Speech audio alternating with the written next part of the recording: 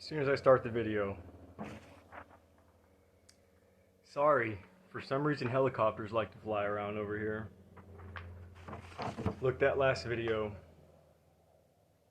ended on a good note. I want to kind of pick up where we left off. Think about this. If Earth is a fertilized egg cell, well, that would explain why it's special out of all the other cells. So out of all the other planets in the observable universe, why is the Earth so special? Why is it the center of the universe? Not physically, philosophically, right? Why is it that as far as alien life forms are concerned, this is the most important planet? For certain. It's hard to talk about some of this stuff if you're not already super far out there, so bear with me. But we don't know if those things are true, but those are the rumors. And hey, I don't really buy into it. But I'm all about neuroplasticity, and that means considering all possibilities, honestly. So yeah, the Earth is special, chosen, because it's a fertilized egg cell. That's why.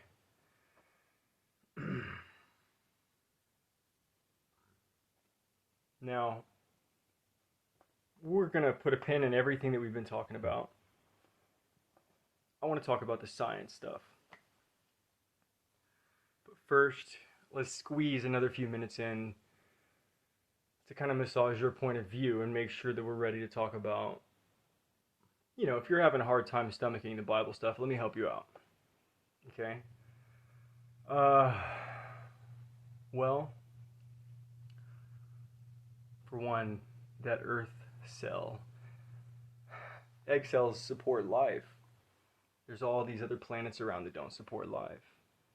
Well, they're not totipotent stem cells, egg cells, reproductive cells, cancer cells. Those are the only cells that would support life. So now, let's put a pin in everything that we've been talking about. And let's talk about Abraham and Isaac, right? The binding of Isaac. What's going on there? I mean, I'm with you. My whole life, it's just like, why would God tell this dude to murder his son? It seems pretty brutal. It puts a bad taste in your mouth.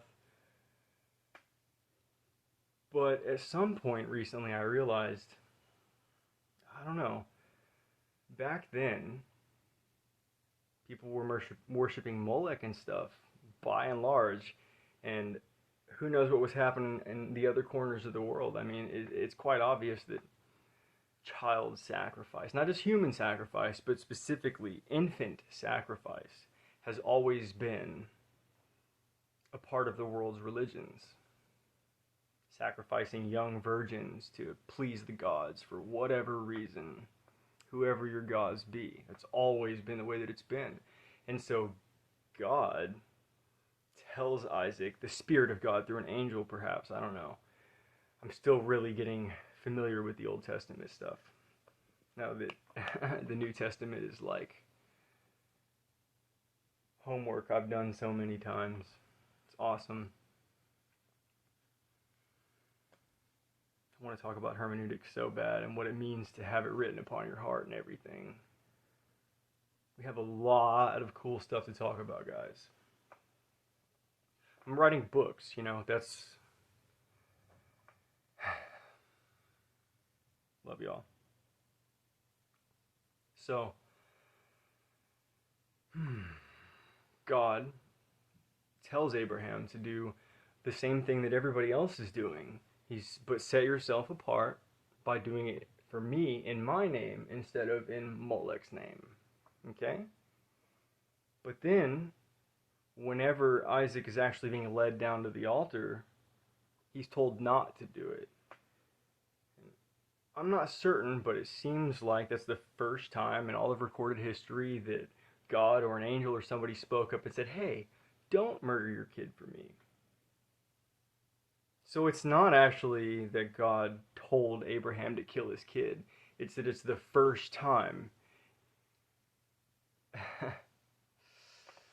the understanding was met that killing babies ain't cool.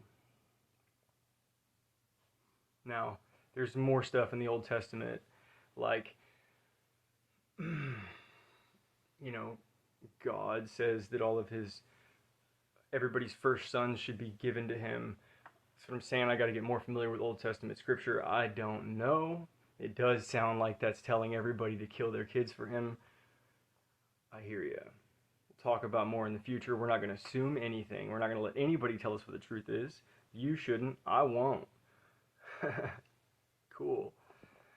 So, yeah. So consider that. Why are the Jews? You got the pagans. We got the wokeness. We got the Eastern Buddhists. We got Shinto. We've got all these great religions everywhere. But the Jews are the one specific group of people that said no more baby murdering. Were they called upon God to do that? Did they do it on their own? I don't know. That's the whole argument. When I started reading the Bible a few years ago and I found Jesus, that he called upon me, who knows?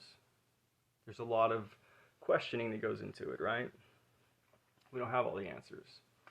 Make no mistake about it, the ancient Jews are the first group of people that stopped murdering babies, as far as I can tell. I don't know all of world history, but it's at our fingertips. Let's talk about this. Let's find the truth together, please. So, to help illustrate that more, there are, I don't know the specifics, perhaps I'll put a link down in the description to a video talking about it, but there is an ancient site where there's these pillars erected, and it was obviously some sort of religious place. I think it was Canaanites or something, Philistines, I don't know, somewhere out there. The Ammonites, yeah, the Amorites, the sin of the Amorites, yes. So there's these big stones with all these little jars in the bottom, and these jars were long thought to, we just left them there. But lo and behold, the jars are filled with burned babies and stuff. So yeah, I mean, the evidence is, the historical, archaeological evidence for what we're talking about is there. Okay, Sodom and Gomorrah. The ruins of Sodom and Gomorrah are really there. Okay, I know that people might have a hard time dealing with this stuff and dealing with the nonsense debate from both sides and making sense of the truth, but that's a large reason why I make these annoying videos where I have to explain so much information in technical, analytical detail, because the truth requires that, and we're going to do it. There are ruins. There's a ziggurat. Do the research yourself. There's plenty of guys talking about this stuff. But the ruins of Sodom and Gomorrah are right there. Why, as a nation, would they not turn that into a museum to generate revenue? I mean, come on. Really? They don't want you to know about it. And I get all the conspiracy stuff, I know. I know how it can sound kind of kooky if you're not just over it. There you go, guys. So, I want to wrap this up talking about what I understand about the Essenes. You've heard about the Gnostics, maybe. Okay. I don't know.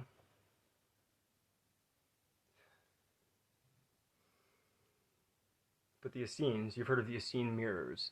Now, Josephus tells us that there were three different groups of Jews. There was the Pharisees, the Sadducees, and the Essenes. Messiah, it seems, came to end religion. So talking about his religion too much would turn it into a religion.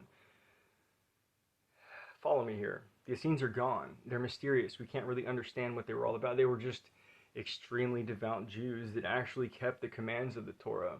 Understand, Sephardic Hasidic Jews, guys, the reason that we grow sideburns is to fulfill the command to keep the four corners of your field unplowed, to feed the fatherless, the homeless, and the widow. That is not a fulfillment of that command. I'm sorry, it's just not. That's the rabbinic traditions. Jesus came to say, yo, why are y'all doing all this stuff instead of that stuff that we're supposed to be doing? Whenever he break bread, when he broke bread, and when he blessed dinner as if he were in a scene. So the Essenes, they existed for a very, very long time. They had a bunch of settlements everywhere where they lived the way that you and I want to live. Everybody's talking about it these days. Everybody wants to go live on a communal village farm. It's exactly what they did. The ancient city of Qumran was an Essene settlement that you can look into if you'd like to research this more.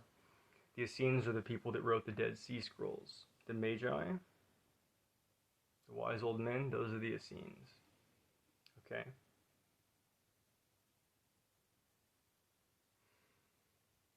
Synagogue of Satan. What you think of as Judaism might not be. Look, the Zog is real, and the Zog is the synagogue of Satan. All this stuff with Pleasure Island, it's right in front of your face. It's legit. But those aren't the real Jews. You've read John 8, I hope.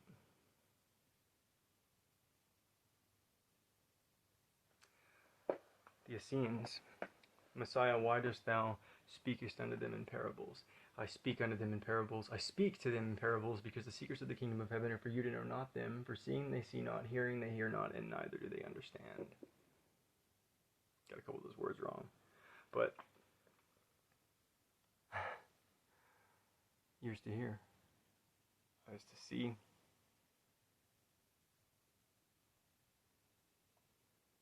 The Essenes. It's where it's at.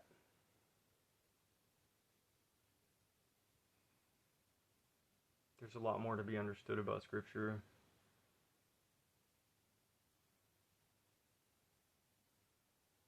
But the reason you don't believe in the Bible is because you don't know the truth about history and you don't know the truth about science. When you do know the truth about history and you do know the truth about science, the first thing you will do is open up a Bible to see what's in there.